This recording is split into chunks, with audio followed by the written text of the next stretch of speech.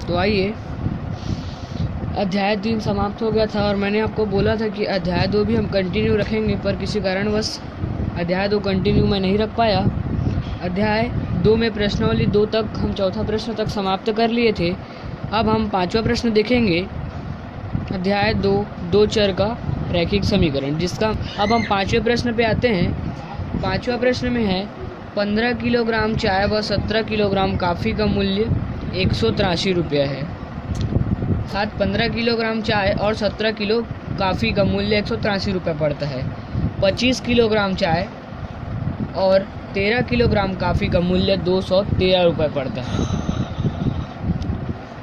तो हमें ज्ञात करना है कि 7 किलोग्राम चाय और 1 किलोग्राम कॉफ़ी का मूल्य कितना होगा। तो आइए हम देखते हैं। तो देखिए, यहाँ पे सर्वप्रथम माना 1 किलोग्राम चाय का मूल्य 100 रुपये है। हमें 15 किलोग्राम चाय का बताया है, 17 किलोग्राम कॉफ़ी का मिला के हमको बताया है मूल्य। तो सर्वप्रथम हम मान लेंगे 1 किलोग्राम चाय का मूल्य 100 रुपये है। साथ हमें इसका मूल्य मालूम नहीं है, इसलिए हमने इसको 100 रुपये ले लिया 1 किलोग्राम का। उसी प्रकार 1 किलोग्राम कॉफ़ी का मूल्य y रुपये है। क्योंकि ये दो चर का समीकरण है, दो चरों का रैखिक समीकरण है, इसलिए इसमें दो चर मैंने लिए हैं x और y। अगर ये एक चर का रैखिक समीकरण होता तो मैं इसमें से कोई एक चर लेता। तो ये दो चर का है, इसलिए मैंने x और y ले लिए। 1 किलोग्राम चाय का x और 1 किलोग्राम कॉफ़ी का y। प्रश्न के अनुसार 15 किलोग्राम चाय और 17 किलोग्राम कॉफ़ी का मूल्य 183 रुपये बताया गया है। अर्थात जब हम 15 किलोग्राम चाय और 17 किलोग्राम कॉफ़ी को जोड़ेंगे तभी हमें 183 प्राप्त होता है। तो जब हमने यहाँ पे 1 किलोग्राम का 100 रुपये लिया है तो 15 किलोग्राम का 15 100 हो जाएगा, और कॉफ़ी का 1 किलोग्राम का y लिया है तो 17 y हो जाएगा, और बराबर में 183 रुपये है। इन दोनों को जब हम जोड़ेंगे तो 183 रुपये उसको देना होता है दुकान वाले को। उसी प्रकार ये तथा करके 25 किलोग्राम चाय, अर्थात 1 किलो चाय का मूल्य x है तो यहाँ पे 25 x हो गया, प्लस 13 किलोग्राम कॉफ़ी बोल रहा है तो कॉफ़ी को हमने y माना है, इसलिए 13 y बराबर 213। अर्थात इन दोनों को हम जब जोड़ेंगे तो 213 रुपये हमें भुगतान करना होगा। अब हम इसे विलोपन विधि से बनाएंगे। अगर आपको प्रतिस्थापन विधि पता हो तो आप उसमें से भी बना सकते हैं, पर मैं आपको सिर्फ विलोपन विधि बता रहा हूँ, क्योंकि मेरे हिसाब से ये विलोपन विधि सटीक है और सही है। बहुत से प्रश्न प्रतिस्थापन से भी बनेंगे, मैं आपको दूसरे प्रश्न में बताऊंगा। इसमें विलोपन विधि के देखते हैं। सर्वप्रथम क्या करना पड़ेगा हमें, मैं ये बता देता हूँ। विलोपन विधि से बना रहे हैं समीकरण 2 में 17 का गुणा करने पर, अर्थात जब इस समीकरण को हम लेंगे 2 को तो हमें y का गुणांक ले रहे हैं ना, इसमें हम क्या कर रहे हैं, y का गुणांक, जो y का गुणांक है उसमें गुणा करेंगे हम, ठीक है। अगर आपको x का गुणांक लेना हो तो आप इस संख्या को ले सकते हैं। तो जैसे मैंने किया, समीकरण 2 में y का गुणांक 17 को और समीकरण 1 में y का गुणांक 13 का, देखिए यहाँ पे लिख लिया हूँ। समीकरण 2 में 17 का गुणा करने पर, ये 2 में 17 का गुणा करने पर तथा 1 में 13 का गुणा करने पर, एक समीकरण में इस 13 का गुणा करने पर y का गुणांक लिया। आप यहाँ पे x का गुणांक ले सकते हैं, कोई दिक्कत वाली बात नहीं है। अगर आप x का गुणांक लेते हैं तो यहाँ पे समीकरण 1 में 25 का गुणा हो जाएगा और समीकरण 2 में 15 का गुणा हो जाएगा। तो अब हम इसको आगे देखते हैं। यहाँ पे देख सकते हैं आप, मैंने लिख लिया है हल करके। तो आइए देखते हैं। सबसे पहले समीकरण 2, ये समीकरण 2 में हमको 17 का गुणा करना है, अर्थात इसमें गुणा करना है। तो जब हम 25 में 17 का गुणा करेंगे तो 425 प्राप्त होगा, और x है इसमें, इसलिए x।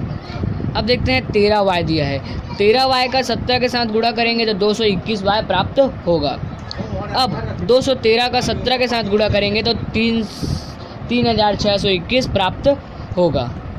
तो यहाँ पे देख सकते हैं हमने समीकरण 2 का 17 के साथ गुणा करके ये वाला ऊपर वाला आंसर ला दिया है। अर्थात अब हम समीकरण 2 इसी को मानेंगे, ठीक है, मैंने लिख दिया है। अगर आप चाहें तो इसे समीकरण 3 भी दे सकते हैं, क्योंकि आपने 2 तक यहाँ दे दिया है तो यहाँ पे 3 भी दे सकते हैं, कोई दिक्कत वाली बात नहीं है। अब उसी प्रकार समीकरण 1 में 13 का गुणा करने पर, इस वाले में 13 का गुणा करने पर, इस 13 का, तो 15 के साथ 13 का गुणा होगा तो 195x प्राप्त होगा। उसी प्रकार 17y के साथ 13 का गुणा होगा तो 221y प्राप्त होगा, और 13 का गुणा 183 के साथ होगा तो 2379 ये हमें प्राप्त होगा, 2379 प्राप्त होगा। अर्थात मैंने इसे समीकरण 1 मान लिया है। अगर चाहें तो आप इसे समीकरण 4 भी मान सकते हैं, लेकिन उस हिसाब से अगर आप इसको 3 और 4 मानते हैं तो नीचे भी कुछ परिवर्तन हो जाएंगे। आइए देखते हैं, आपको अच्छा समझ कर आ जाएगा। अब देखते हैं यहाँ पे इतना होने के पश्चात हमने गुणा कर लिया है। अब हमें क्या करना है, समीकरण 1 और 2, इस समीकरण 1 और 2 को हमें घटाना है। अगर आप यहाँ पे समीकरण 3 और 4 लेते हैं तो 4 में 3 को घटाने पर या 3 में 4 को घटाने पर इस प्रकार आपको लिखना होगा। जैसा कि मैंने यहाँ पे 1 और 2, 1 में 2 को घटाने पर लिख दिया है। तो सबसे पहले पहला समीकरण मैंने ले लिया 195x ये वाला, और दूसरा समीकरण लिया 425x ये वाला। अब इसे हम हल करते हैं तो देख सकते हैं आप, यहाँ पे हम जैसे हमने बहुपद वाले पार्ट में देखा, यहाँ पे माइनस चिन्ह परिवर्तन हो जाते हैं। इसी प्रकार हमने परिवर्तन किया, प्लस और ये माइनस, यहाँ पे भी प्लस है, यहाँ पे भी प्लस है, यहाँ पर प्लस माइनस में आ गया तो प्लस माइनस माइनस, अर्थात बड़े संख्या में माइनस है इसलिए हमने यहाँ पे माइनस ले लिया। अब 425 में 195 x घटाएंगे तो हमें 230 x प्राप्त होंगे। दूसरा पद देखते हैं, यहाँ पे प्लस और यहाँ पे परिवर्तन होकर माइनस में आ गया तो प्लस माइनस माइनस, तो यहाँ पे प्लस 221y और माइनस 221y कट जाएंगे। ठीक है, अब उसी प्रकार इसको देखते हैं, प्लस माइनस माइनस हो गया, यहाँ पे परिवर्तन होकर प्लस प्लस, तो यहाँ पे माइनस हो गया, परिवर्तन होकर चिन्ह। तो बड़ा ये वाला पद है इसलिए बड़े में हमने माइनस था इसलिए यहाँ पे माइनस लगा दिया। अब 3621 में 2379 को हम घटाएंगे तो हमें 1242 प्राप्त होगा। ठीक है, अब आगे देखते हैं।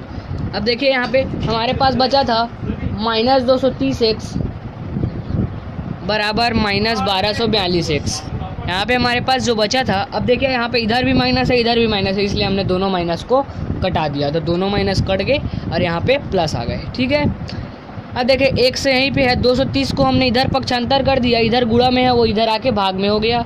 अब हम जब इसको कटाएंगे तो x बराबर 5.4 प्राप्त होगा। अगर इसको कटाते हैं तो 5.4 प्राप्त होगा, तो इस x का मान 5.4 हो गया। अब आगे समीकरण 1 में x का मान रखने पर हमारा समीकरण 1 ये है 15x प्लस 17y बराबर 183, ये हमारा समीकरण 1 था। तो समीकरण 1 में हमें x का मान रखना है, तो 15x है तो 15 गुणित 5.4, x का मान हमने रख दिया 5.4 प्लस 17y बराबर 183, ये हमने रख दिया। अब इन दोनों का जब हम गुणा करेंगे तो 81.0 आएगा, अर्थात 81 आएगा। आप 0.0 को ना लिखें तो भी चलेगा, प्लस 17y। अब यहाँ पे 17y आ गया बराबर में 183 आ गया। अब इस 17y को यहीं रहने देंगे, ये प्लस में है उधर जाके ये माइनस में हो जाएगा, तो 183 माइनस 81 हो जाएगा। तो 17y बराबर 181 में 183 में 81 घट जाएंगे तो बचेंगे 102। तो y बराबर इधर 17 गुणा में है इधर आके भाग में हो जाएगा, तो y बराबर 102/17। जब हम इसको कटाएंगे 102/17 को तो y बराबर 6 प्राप्त होगा। अब देखते हैं हमें इसमें ज्ञात क्या करना था, 7 किलोग्राम चाय व 1 किलोग्राम काफ़ी का मूल्य हमें शुरू में प्रश्न में बोला था, इसे ज्ञात कीजिए। तो देखिए 7x प्लस y हमें ज्ञात करना है 7 किलोग्राम चाय। हमने चाय को 1 किलोग्राम चाय का x माना था, 1 किलोग्राम काफ़ी को y माना था, तो ये 7 किलोग्राम का पता करना है इसलिए हमने यहाँ पे 7 किलो ले लिया, 7x ले लिया और 1 किलोग्राम मानना है इसलिए y ले लिया। अब 7 गुणित x का मान हमने भर दिया, 5.4 हमें ऊपर प्राप्त था, ये आप देख सकते हैं 5.4 x का मान था, इसलिए हमने यहाँ पे x का मान 5.4 रख दिया। और अभी y का मान हमें यहाँ पे 6 प्राप्त हुआ था इसलिए हमने 6 रख दिया। 7 का 5.4 के साथ गुणा किया तो 37.8 प्राप्त हुआ। 37.8 को 6 के साथ जोड़ दिया तो हमें 43.80 रुपये प्राप्त हुए। अतः 7 किलोग्राम चाय और 1 किलोग्राम काफ़ी का मूल्य 43.80 रुपये होगा। इसी के साथ 5वां प्रश्न समाप्त होता है। मिलते हैं अगली वीडियो में 6वें प्रश्न पे। अध्याय 1 और 3 की लिंक आपको डिस्क्रिप्शन पे मिल जाएगी। अध्याय 2 अभी रनिंग चल रही है इसलिए इसकी लिंक अगले चैप्टर पे मिलेगी।